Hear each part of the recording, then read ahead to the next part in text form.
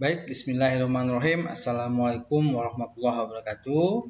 Pertama, marilah kita panjatkan puji dan syukur kehadirat Allah Subhanahu wa taala bahwasanya pada kesempatan ini kita masih diberikan nikmat sehat, nikmat kesempatan untuk sama-sama hadir dalam pertemuan ketujuh interaksi mata kuliah interaksi manusia dan komputer.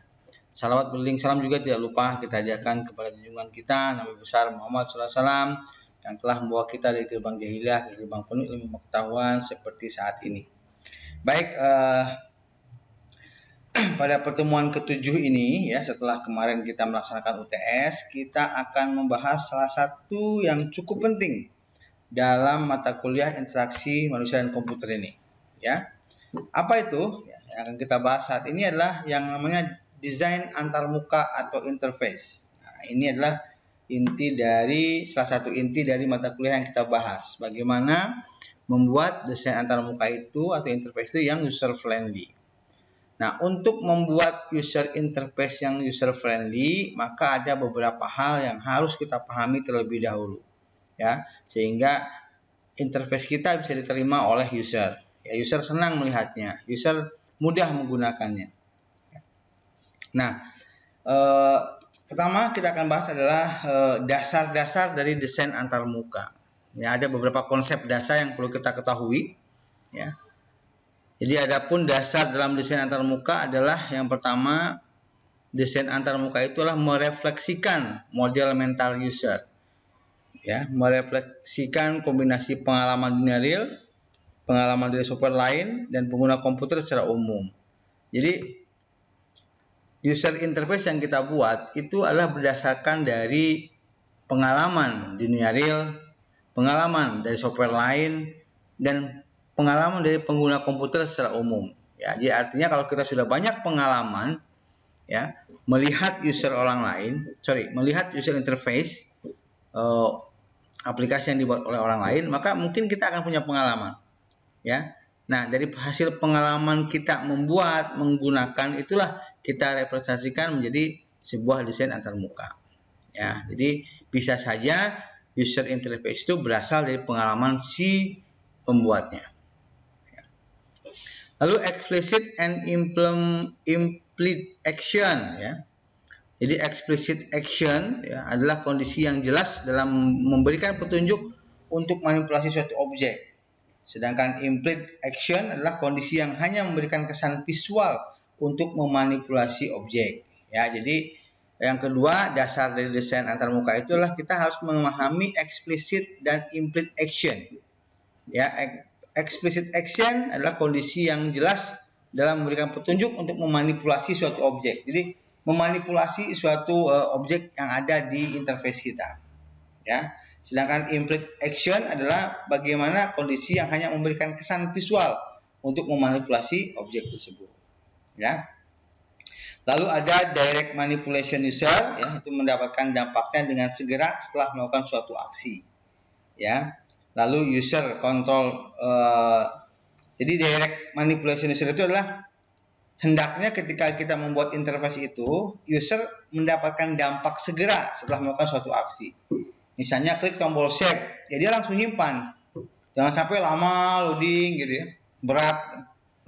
Lalu misalnya ketika user ingin menghapus, ya segera terhapus. Ketika user ingin mengedit, segera teredit gitu ya. Itu artinya direct manipulation user, ya. Lalu user control, ya, mengizinkan user mengontrol dan menganalisis aksi. Jadi user diberikan kemampuan, diberikan kelonggaran untuk mengontrol aksi-aksinya, ya. Lalu feedback and communication, ya, selalu memberitahukan user apa yang terjadi di dalam suatu aksi. Nah, kemarin saya sudah pernah bahas bahwa jangan dibiarkan user itu tidak tahu apa yang sedang dia tunggu. Ya, contoh misalnya ketika kita sedang meng-copy file, kasih penjelasan copy sedang dalam proses atau progression of copy sekian persen. Jadi user tahu gitu ya. Memberikan aksi itu apa gitu. Jadi memberitahukan user apa yang terjadi dari suatu aksi, ya. Atau misalnya ketika kita ingin memformat, ya, suatu disk drive, keluar keterangan format sekian persen gitu. ketika mengcopy, kita mendelete, ya, ataupun ketika kita mengganti data dan sebagainya. Jadi ada informasi, ya. Lalu kita masuk ke prinsip desain antarmuka. Kalau tadi kan konsep-konsep dasar yang perlu dipahami. Berikutnya adalah prinsip desain antarmuka. Ada yang perlu diperhatikan dalam prinsip desain antarmuka, yaitu pertama konsistensi user, ya, dapat mentransfer pengetahuan dan kemampuan dari suatu aplikasi ke aplikasi lain. Ya, jadi user harus konsisten, ya, bisa mentransfer pengetahuan kemampuannya kepada suatu aplikasi ke aplikasi yang lain. Ya, jadi artinya sebisa mungkin desain yang kita buat itu adalah ketika orang user tersebut menggunakan aplikasi lain, dia juga bisa menggunakannya gitu. Itu maksudnya konsistensi user, ya. Yang kedua, YCWIC, ya, atau kepanjangan dari kependekan dari what you see is what you get. Apa yang kamu lihat itu yang Anda dapat. Ya, tidak ada perbedaan antara yang dilihat di layar dengan hasil outputnya. Jadi what you see is what you get. Apa yang Anda lihat itu yang Anda dapatkan. Artinya misalnya ketika kita memprint out, ya, keluar hasil printnya, ya. Ketika kita delete, terhapus datanya. Ketika kita edit, jadi apa yang ada di tampilan depan itulah yang akan Anda dapatkan gitu. Ya. Oh, ingin lihat visualisasi dalam bentuk grafik, nanti dapat grafik gitu, ya. Nah, itu YCWIC, what you see is what you get. Lalu aesthetic integrity informasi, ya, diorganisasikan dengan baik dan konsisten dengan prinsip desain visual yang baik. Ya, jadi artinya harus ada desain yang baik di sana, ya, visualisasi yang baik, gitu. Tampilan yang baik, tampilan yang enak dilihat. Ya. Nah, inilah prinsip desain antar muka. Berikutnya adalah bagaimana caranya kita interface desain. Ya, dalam interface desain ada yang perlu diperhatikan. Yang pertama, meliputi antarmuka program internal dan eksternal serta desain untuk antarmuka pengguna. Itu harus kita perhatikan. Yang kedua adalah desain antarmuka internal dan eksternal diarahkan oleh informasi yang diperoleh dari model analisis. Analisis. Jadi, desain yang kita buat harus berdasarkan dari suatu analisis, berdasarkan user requirement, ya. Tidak langsung kita buat sendiri, tapi berdasarkan analisis yang kita dapat, ya. Nah, berikutnya adalah kita masuk ke bagaimana sebuah desain software yang baik, ya. Jadi user interface yang kita rancang dikatakan baik itu kalau seperti apa, nah, gitu, ya. Software yang dikatakan baik, desain software yang dikatakan baik adalah yang pertama dia memiliki high performance, ya. Software yang dibuat mempunyai performa yang tinggi walaupun digunakan oleh beberapa user. Nah, jadi walaupun client server, walaupun online dipakai banyak user, tapi performanya terus, ya, tidak loadingnya tidak lama, ya, aktivitasnya cepat. Nah, itu artinya high performance, ya. Jadi desain software yang baik adalah harus high performance. Karena kadang-kadang ada yang desainnya bagus, ya, enak dilihat, enak dipandang, banyak gambar, tapi ketika digunakan dia lelet. Kenapa dia lelet? Karena terlalu banyak gambar, terlalu banyak animasi misalnya. Nah, jadi harus disesuaikan. Yang jelas software yang kita gunakan harus punya high performance. Yang kedua, mudah digunakan, ya. Software yang dibuat mempunyai sifat easy to use, mudah digunakan, sehingga tidak membutuhkan proses yang lama untuk mempelajarinya. Ya, bahkan mungkin tidak perlu ada pelatihan, orang langsung bisa. Ya, saya pernah menjelaskan di pertemuan-pertemuan awal bahwa ketika Gojek meluncurkan aplikasinya, itu user langsung bisa menggunakan. Ya, karena kita tidak pernah mendengar ada pelatihan menggunakan aplikasi Gojek, pelatihan menggunakan aplikasi Tokopedia, tidak pernah ada. Ya, tapi kenapa user ketika dia mendownload, menginstal langsung bisa menggunakan? Karena aplikasi mereka itu easy to use, mudah untuk digunakan, ya. Itu. Jadi kalau mendesain, ya kita harus mendesain yang mudah untuk digunakan. Jangan justru desainnya bagus tapi sulit digunakan, ya. Banyak cara untuk digunakan, banyak jalan, susah ini. Ya, harus mudah untuk digunakan, mudah dipelajari. Lalu penampilan yang baik, ya, tentu saja, ya. Desain software yang baik itu harus punya penampilan yang terbaik. Ya, software yang punya antarmuka terbaik sehingga user tidak mudah jenuh, tidak bosan, enak dilihat gitu, ya. Penggunaan warna, kemarin sudah kita bahas, penggunaan gambar, penggunaan animasi, eye catch ya, artinya diterima oleh mata kita gitu, enak dipandang gitu ya. Nah, itu penampilan yang baik. Desain software yang baik harus punya tampilan yang baik. Lalu reliability ya, kehandalan ya, sejauh mana suatu software dapat diharapkan untuk melakukan fungsinya sesuai dengan ketelitian yang diperlukan. Artinya harus handal, dia harus bisa melakukan output yang valid ya, harus bisa menghasilkan output yang benar ya dari interface yang kita inginkan. Contohnya misalnya kita bikin laporan dari tanggal sekian sampai tanggal sekian interface-nya, ya dia harus mengeluarkan tanggal yang sesuai dengan yang kita pilih. Jadi reliability itu adalah kehandalan ya. Lalu mampu beradaptasi yang kelima ya, sejauh mana software yang dibuat mampu beradaptasi dengan perubahan-perubahan teknologi yang ada. Nah, jadi sebisa mungkin desain yang kita desain itu mengacu ke masa depan. Ya, misalnya kalau besok aplikasi web ini ingin dikembangkan Android, nah bagaimana caranya? Ya, Android mungkin akan dikembangkan lagi menjadi robot misalnya gitu ya. Nah, jadi itu harus bisa beradaptasi dengan teknologi yang ada, perubahan teknologi yang ada. Ya, itu yang baik. Lalu interoperability ya, software yang dibuat haruslah mampu berinteraksi dengan aplikasi lain. Ya, biasanya dapat dilihat dari adanya fasilitas untuk ekspor dan import data dari aplikasi lain. Ya, nah itu adalah desain yang baik.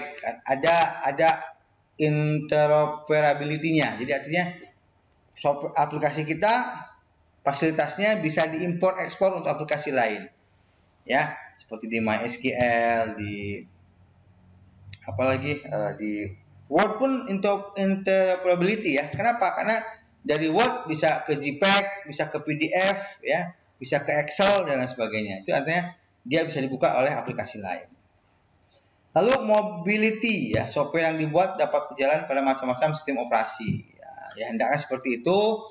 Ya, apalagi saat ini banyak aplikasi berbasis Android. Ya, kalau Anda mau berbasis Android, sebetulnya Anda pikir itu jangan hanya Android. Karena HP kita ini sekarang tidak hanya Android kan, ada juga yang Apple misalnya, Macintosh. Nah, sebisa mungkin aplikasi yang kita buat itu bisa jalan di dua platform tersebut. Bisa jalan di Windows, bisa jalan di Android, bisa jalan di Apple gitu. Ya, itu namanya mobility. Itu adalah hal-hal yang menyatakan bahwa desain software yang baik. Jadi kalau Anda sudah bisa membuat software dengan kondisi seperti tadi, high performance, mudah digunakan, tampilannya baik atau bagus, reliability, ya, mampu beradaptasi, interoperability, mobility, berarti desain yang Anda buat sudah kategori desain yang bagus atau baik. Ya. Oke. Berikutnya ada beberapa hal yang harus kita tahu sebelum memutuskan dalam mendesain. Ya. Keputusan dalam desain. Beberapa hal yang perlu diperhatikan dalam keputusan dalam desain adalah satu, aplikasi semakin besar akan menjadi semakin lama prosesnya. Nah, gitu. Ingat ya, semakin besar aplikasi akan semakin berat, akan semakin lambat prosesnya. Nah, kita harus berpikir bagaimana caranya aplikasi besar namun mudah untuk digunakan. Nah, sekarang udah banyaklah teknik-teknik pemrograman bagaimana supaya program aplikasi itu tidak lelet, tidak lemot, ya. Lalu user interface pada aplikasi semakin kompleks, ya betul ya. Tampilan di sebuah aplikasi itu semakin kompleks. Nah, coba lihat aplikasi-aplikasi yang ada di HP Anda, ya, Tokopedia, Gojek, Lazada, ya, Shopee, Traveloka, itu kan kompleks banget gitu interface-nya itu, ya. Tapi mereka walaupun kompleks tetap mudah digunakan, ya. Lalu waktu yang diperlukan untuk mengembangkan fitur baru menjadi lebih lama. Nah, itu menentukan juga. Jadi jangan sampai kalau kita mau kembangkan membutuhkan waktu yang lama, gitu, ya. Dokumentasi aplikasi dan dokumen help menjadi lebih besar, melebar, ya, lebih banyak ya. Lalu resiko adanya efek pada fitur yang sudah ada. Jadi efek dari penggunaan fitur, ya.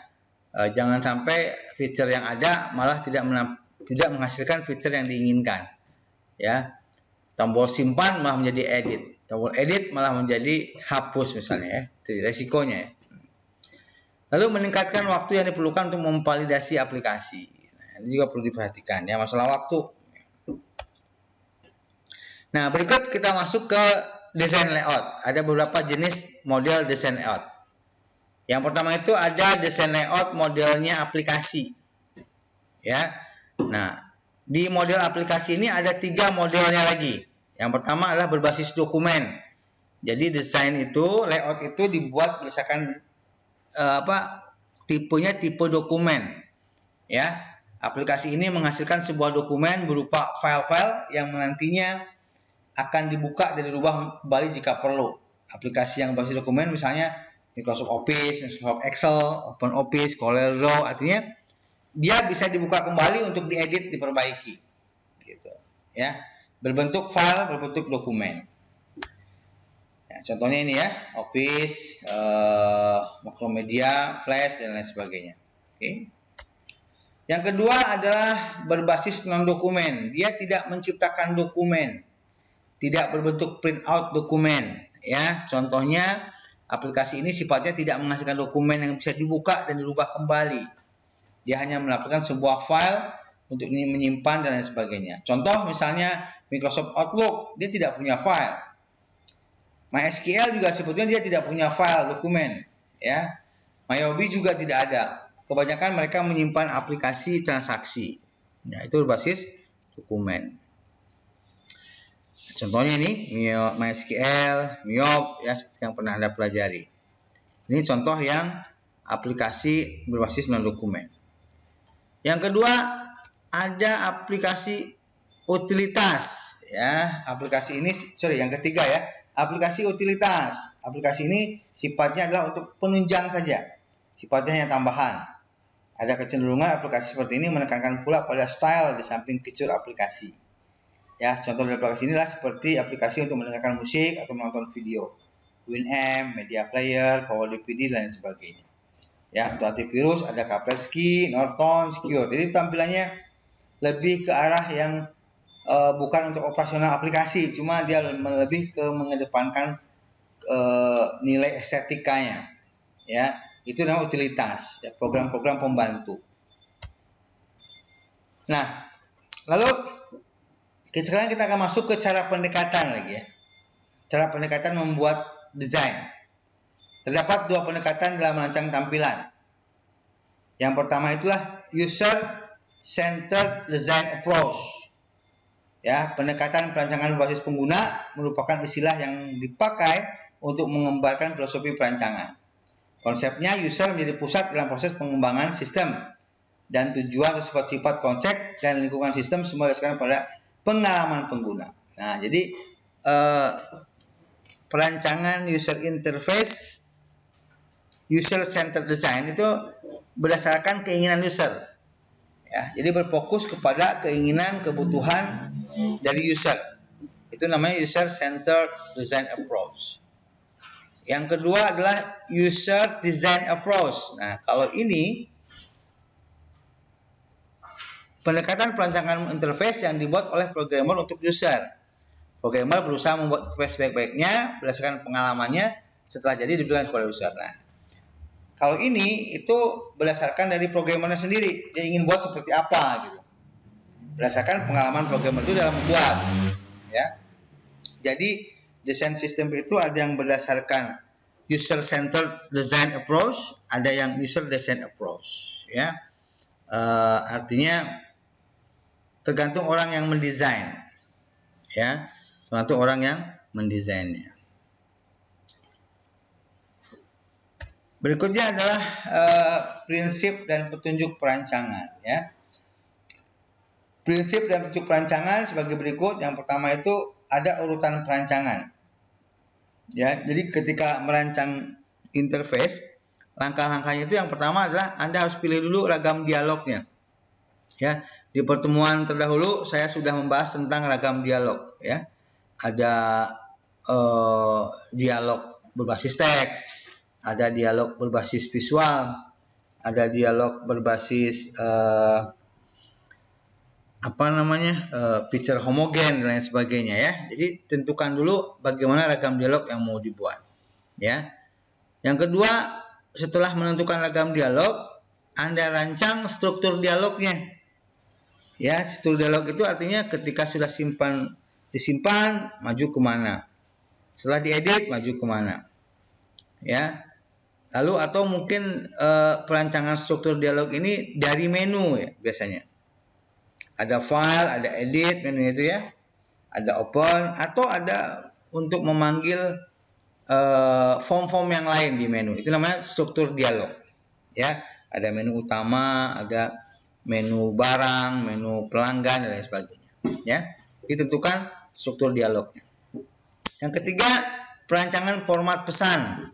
Nah, misalnya format pesan itu misalnya Anda mau menghapus, keluar pesan dulu, apakah yakin dihapus? Nah, mau menyimpan, apakah data sudah benar, yakin mau disimpan? Nah, itu namanya perancangan format pesan. Jadi pesan-pesan seperti itu penting, ya.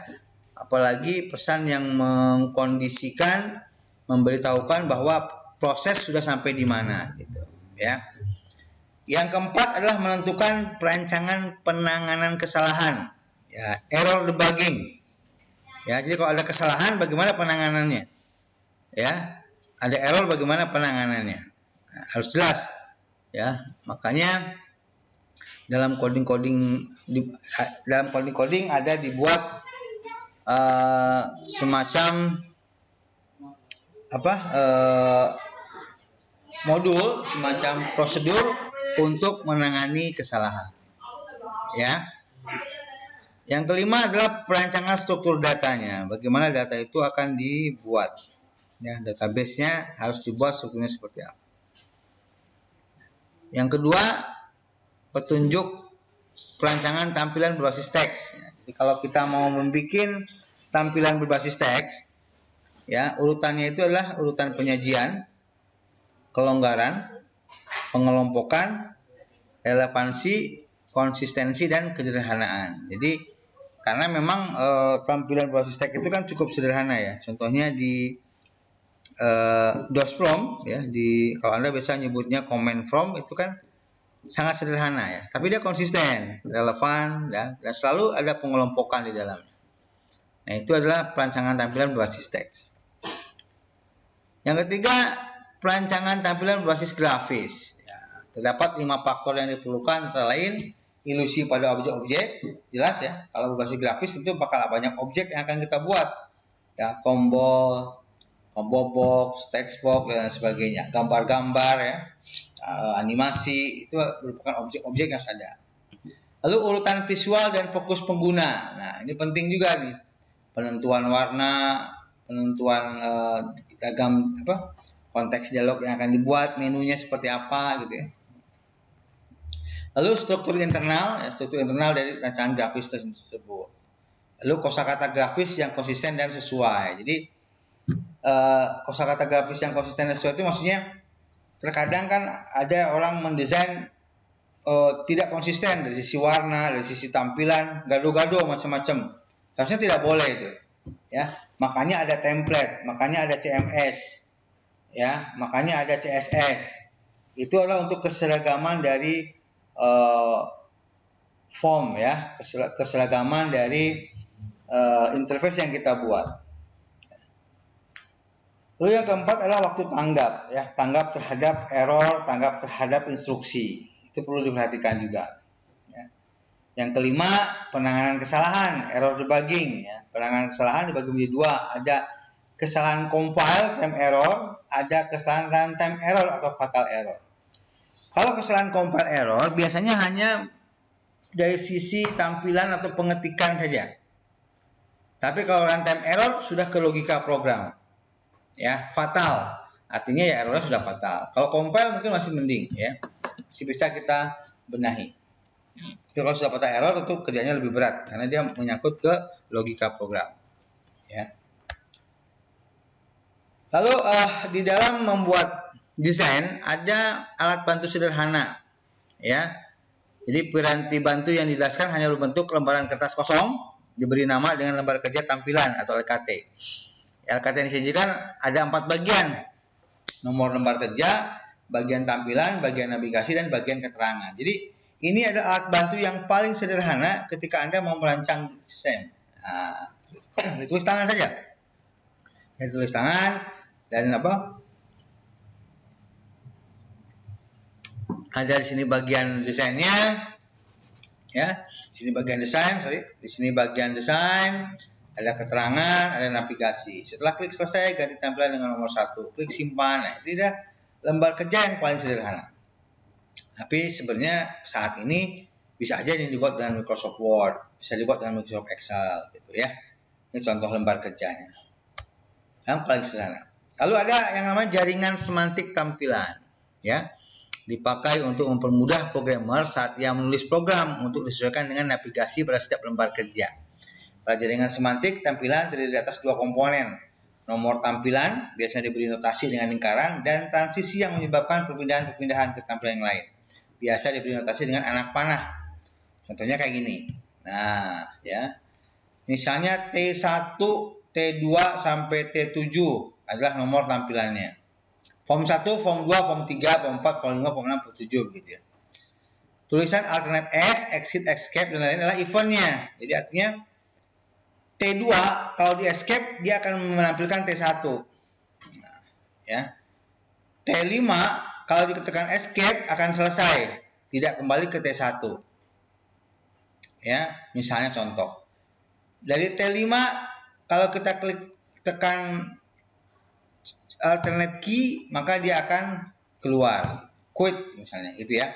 Jadi ini adalah T1 T2 ini adalah tampilannya akan muncul, sedangkan ini adalah eventnya ya, eventnya atau langkah yang akan kita lakukan di keyboard gitu. Ya, anak panah menunjukkan transisi dari mana ke mana. Ini jaringan semantik. Jadi untuk mendesain interface Anda boleh pakai jaringan semantik, untuk desainnya boleh juga dengan tampilan yang sangat sederhana ini. Ya, nanti bantu sederhana. Oke, berikutnya ya, itu saja yang bisa saya sampaikan di pertemuan ke-7 ini tentang bagaimana membuat user interface yang baik. Ya, ada beberapa hal yang harus diperhatikan tadi ya. Yang jelas tujuan kita mempelajari mata kuliah ini adalah agar bisa menghasilkan user interface yang user friendly, easy to use ya, dan sesuai dengan kebutuhan. Oke, terakhir jangan lupa membuat tugas 7-nya ya, membuat artikel atau tulisan pada pertemuan ke-7 ini. Ya, tugas berbentuk file atau Word, PDF dikirim melalui e-learning Janusa. Oke. Baik, saya rasa itu saja. Mohon maaf atas segala kekurangan. Mudah-mudahan bermanfaat. Sampai ketemu di pertemuan ke-7. ke-8 nanti. Terima kasih. Wabillahi taufiq wal hidayah. Assalamualaikum warahmatullahi wabarakatuh.